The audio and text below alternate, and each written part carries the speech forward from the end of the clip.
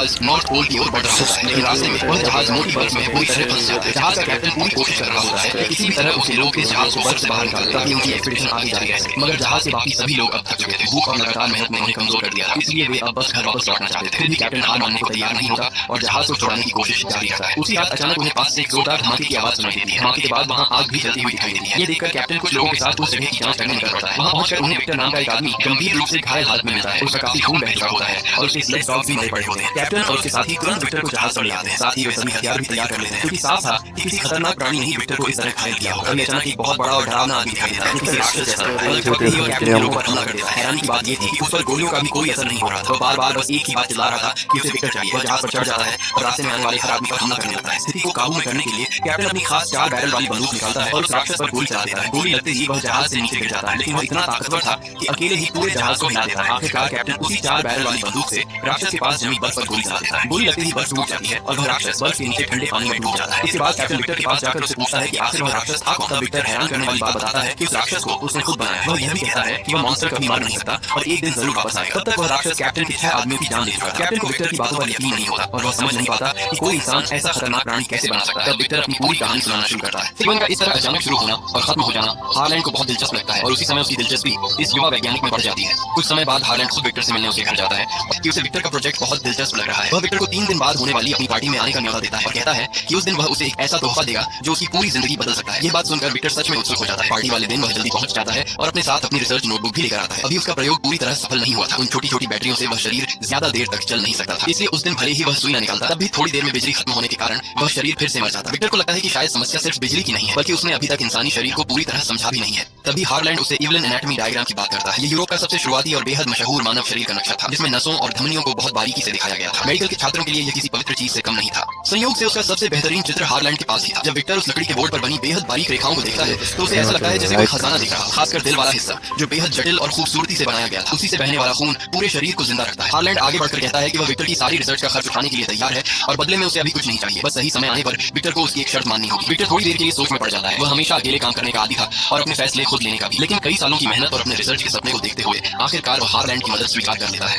इसके बाद वे दोनों युद्ध में छोड़े गए एक पुराने घंटाघर को अपनी प्रयोगशाला बनाने का फैसला करते हैं। उस दिन जब विक्टर पहली बार उस विशाल टावर को देखता है तो वह एक साथ भव्य भी लगता है और डरावना भी, लेकिन विक्टर को वह जगह पहली नजर में ही पसंद आ जाती है और वह उसे अपनी जरूरत के हिसाब से बदलने की योजना बनाने लगता है। वह अतिरिक्त तौर पर शुद्ध चांदी से बना एक पूरा लाइटनिंग रॉड सिस्टम भी लगवाना चाहता है जो टावर के ऊपर से सीधे लैब तक आए। हार्लैंड तुरंत मान जाता है और इस पूरे निर्माण काम की जिम्मेदारी विलियम को दे देता है। इतना पैसा खर्च करना और बिना शर्त भरोसा करना, हार्लैंड के मन में असल में क्या चल रहा था ये कोई नहीं समझ पा रहा था। लेकिन इस फंडिंग के बाद विक्टर पूरी ताकत से अपने प्रयोग में जुट जाता है और जीवन को बदल देने वाले अपने बड़े प्रयोग की शुरुआत कर देता है। इसके बाद वे लोग मौत की सजा दिए जाने वाली जगह पर जाते हैं और बहुत सारे पैसे देकर कुछ ऐसे शव खरीद लेते हैं जिन्हें अभी अभी फांसी दी गई। लेकिन जब वह एक शव की आधी चीर-फाड़ कर चुका होता है तभी अचानक एलिजाबेथ उससे मिलने आ जाती है। सामने मेज पर पड़ा खून से लथपथ और डरावना शव देखकर भी उसे डर नहीं लगता। शरीर ऐसे घुटनों के बल झुका हुआ था जैसे किसी भगवान के सामने प्रार्थना कर रहा हो। एलिजाबेथ अनायास ही अपना हाथ बढ़ाकर उस शव को छू लेती है और सृष्टि की अद्भुत रचना के बारे में हैरानी से बात करती है। उसी की यह बात विक्टर को अचानक एक नया विचार दे देती है और वह अपने प्रयोग की सबसे बड़ी रुकावट को पार कर लेता है। तभी अचानक उसे एलिजाबेथ की कही एक बात याद आती है, भगवान की बनाई हुई समृद्धि यानी संतुलन। वह तुरंत अपने कपड़े उतारकर शव के सामने खड़ा हो जाता है और फिर से सुइयों के बिंदु बदलकर प्रयोग करने लगता है। जैसे ही बैटरियों का रंग बदलता है शव के हाथ में हल्की सी हवा दिखाई देती है। अगले ही पल वह अचानक जोर से गिर जाता है। विक्टर तुरंत बैटरी निकाल देता है, लेकिन अब उसे अपने प्रयोग का असली रहस्य समझ में आ चुका था। उसी क्षण से उसका कृत्रिम इंसान बनाने का असली प्रोजेक्ट शुरू हो जाता है। युद्ध खत्म होने के बाद समुद्र के किनारे लाशों का ढेर लग जाता है। विक्टर साफ-साफ बता देता है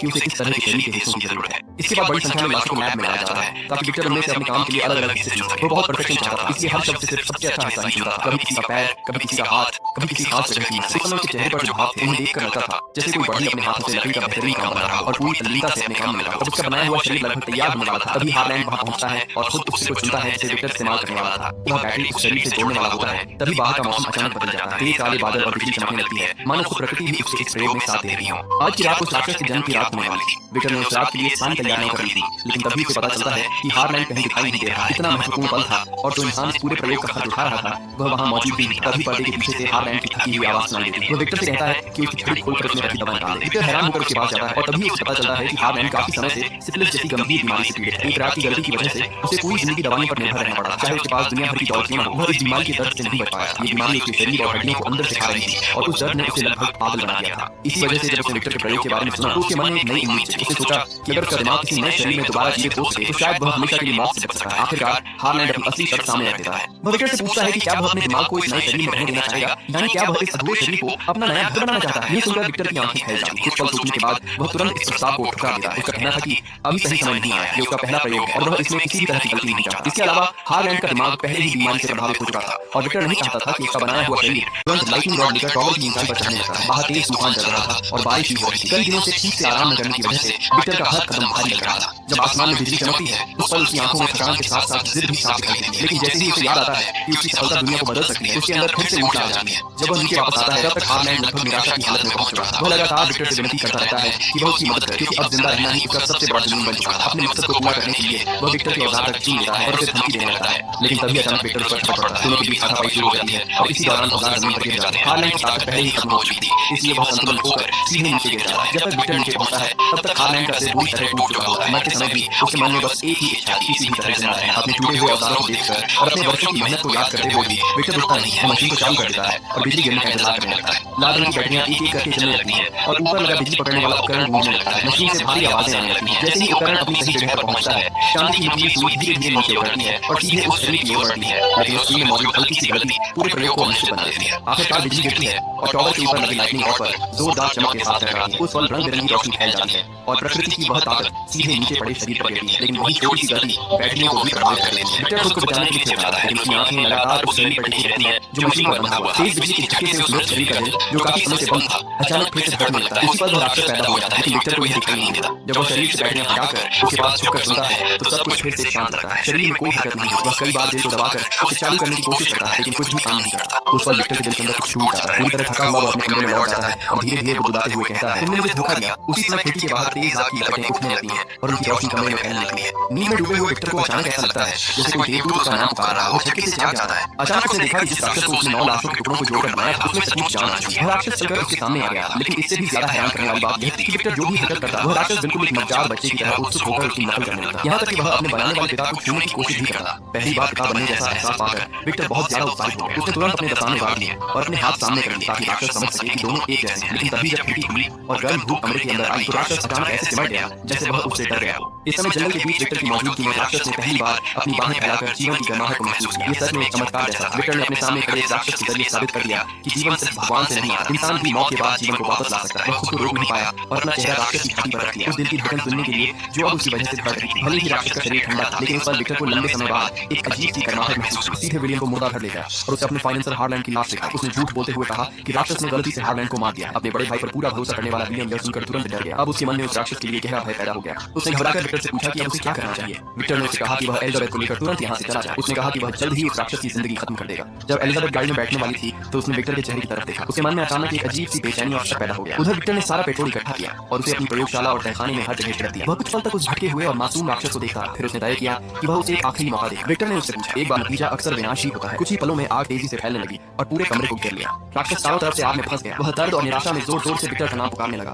उसकी आवाज बिल्कुल उस बच्चे की तरह थी जो आखिरी बार अपने पिता से मदद की उम्मीद कर रहा हो। Victor Victor Victor. आखिरकार विक्टर का दिल पिघल गया। शायद उस पल उसे याद आया कि कभी वह खुद कितनी बेसब्री से इस राक्षस के जन्म का इंतजार कर रहा था। वह तुरंत मुड़कर आग के अंदर लौट पड़ा, लेकिन तभी एक जोरदार धमाका हुआ और वह उछलकर दूर जा गिरा। जब एलिजाबेथ को कुछ गड़बड़ होने का एहसास हुआ और वह वापस लौटी तब तक बहुत देर हो चुकी थी। खंडागर पूरी तरह नष्ट हो चुका था। विक्टर खून से लथपथ जमीन पर पड़ा था। उधर राक्षस आग के बीच बार बार विक्टर का नाम पुकार रहा था, लेकिन उसे कोई जवाब नहीं मिला। आखिरकार निराशा में उसने अपने पिता की लगाई हुई जंजीरों को तोड़ दिया और तहखाने के रास्ते से बाहर भाग गया। ठंडा समुद्र का पानी उसे अपने अंदर खींच लेता है और उसके साथ उसकी दर्द भरी यादों को भी बहा ले जाता है। जब राक्षस दोबारा होश में आता है तब वह समुद्र किनारे आकर बह चुका होता है। जब उसने दोबारा आंखें खोली तो वह खुद को एक घने और बिल्कुल जंगली जंगल के बीच पाया। चारों तरफ ऊंचे पेड़, नमी से भरी हवा और अजीब सी खामोशी थी। उसे समझ ही नहीं आ रहा था कि वह कहाँ है। वह बस बिना किसी दिशा के इधर उधर भटकता रहा। चलते चलते उसकी नजर एक खूब से ठंडी बारिश गिरने लगी। राक्षस डरकर फिर से भाग गया। कुछ देर बाद उसने देखा कि उसके शरीर का घाव अपने आप भर चुका है। यह देखकर वह हैरान रह गया। फिर भी उसके अंदर एक अजीब सी ठंड भरने लगी। यह ठंड उसके शरीर की नहीं थी, ये कुछ और था। एक ऐसा एहसास जो उसने पहले कभी महसूस नहीं किया था। यह था अकेलापन। ऐसा अकेलापन जो शरीर को नहीं बल्कि आत्मा को ठंडा कर देता है। बारिश से बचने के लिए वह घर के गोदाम में छिप गया। वहाँ एक चूहा उसे इधर उधर ले गया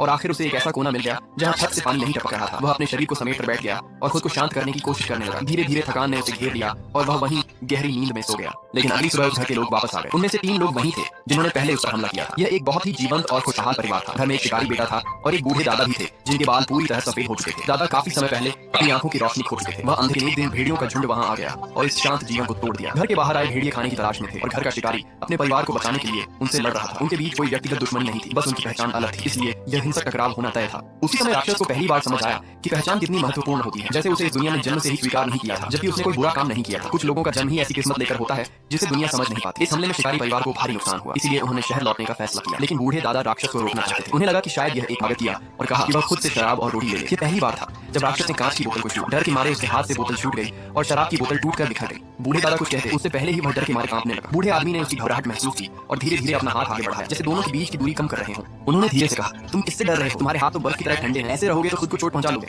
उन्हें ये नहीं पता था कि इस राक्षस ने क्या क्या सहा है। उन्हें बस उसके लिए दया महसूस हो रही थी। ये दया किसी स्वार्थ से भरी नहीं थी, बल्कि बस एक बुजुर्ग का अपने से छोटे के लिए सच्चा स्नेह था। जब उन्हें पता चला कि राक्षस के पास रहने की कोई जगह नहीं है, तो उन्होंने उसे वहीं रहने की इजाजत दे दी और कहा कि वह उनके साथ रह सकता है। राक्षस के मार्गदर्शन में बूढ़े आदमी का हाथ धीरे धीरे उसके सिर तक पहुंचा। उन्होंने हल्के से उसके सिर को थपथपाया। उस पल राक्षस को लगा कि उसकी आंखें गर्म हो रही हैं, जैसे उनमें से कुछ बहने वाला हो। वह अचानक बूढ़े आदमी की बाहों में झुक गया। उसी पल उसकी भटकती हुई आत्मा को पहली बार एक ठिकाना मिल गया। वे दोनों साथ साथ कड़ाके की सर्दी से गुजरे और धीरे धीरे मौसम बदलते बदलते वसंत आ गया। समय बीतता गया। जब पेड़ों की हरियाली धीरे धीरे कम होने लगी और आसमान से गिरती बर्फ ने पूरी धरती को सफेद चादर से ढक दिया, तब तक राक्षस कई किताबें पढ़ चुका था। इन किताबों के सुंदर वाक्यों और कहानियों के जरिए वह धीरे धीरे इंसानी जीवन को समझने लगा था। उसे समझ आने लगा कि इंसान कैसे सोचते हैं, कैसे महसूस करते हैं और दुनिया को किस तरह देखते हैं। लेकिन जब उसके सामने आखिरी किताब आई, बाइबल, तब पहली बार उसके अंदर छिपा हुआ दर्द जाग उठा। इस किताब को पढ़ते पढ़ते उसके मन में अपने अतीत के बारे में जानने की तीव्र इच्छा पैदा हुई। वह जानना चाहता था कि वह आखिर है कौन, कहां से आया है और उसे जीवन क्यों मिला। जब उसने यह सवाल बूढ़े दादा से पूछा तो बूढ़े आदमी ने बहुत शांति से जवाब दिया कि अगर भगवान ने उसकी यादें उससे छीन ली हैं, तो शायद यह भी एक तरह का आशीर्वाद है, क्योंकि कई बार अतीत इतना दर्दनाक होता है कि उसे भूल जाना ही बेहतर होता है।